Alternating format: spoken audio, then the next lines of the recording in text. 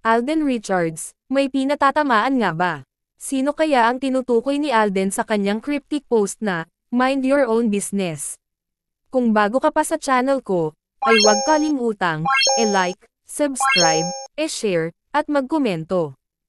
Panliligaw ni Alden Richards kay Catherine Bernardo ay pakulo lang umano, para lang raw sa promotion ng movie nila na Hello Love Again. Nasinakian din daw ni Catherine, kaya sinusubaybayan ang kanilang tandem. Hindi na naman nagpatuloy ang kapuso A-lister na si Alden, sa panliligaw kay Catherine Bernardo. Ayon sa showbiz update ni OG Diaz na kinumpirma naman ni Christy Fermin sa kanyang programa, na Showbiz Now na, ay tumigil na umano, si Alden Richards, at nagkanya-kanya na sila ng landas ni Catherine. Maraming haka-haka ang kumalat ngayon, kesyo baka hindi lang talaga type ni Alden si Catherine, mas priority pa rin niya ang kanyang karera o bakang araw, ay kapwa niya talaga ang gusto ng aktor. Lalo na't walang nolly-link na babae sa kanya. Kaya lugmok ngayon ang Katden fans dahil tila bigla na lang natapos at naglaho na parang bula, ang kanilang ugnayan.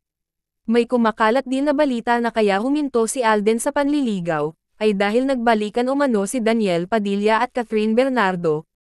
May mga nakakita umano sa kanila, napatago silang nagkikita, at saka lang sila mag-uusap pag wala si Mami Min. Na siya namang ikinatuwa at pinakahihintay ng mga Katniel.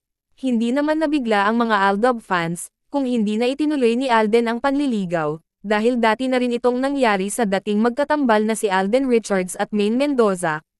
Paniwalang paniwala umano ang ibang fans na nanligaw at naging sila pa raw ng Itbulaga host, at may nagsasabi pa na may anak na raw ang dalawa.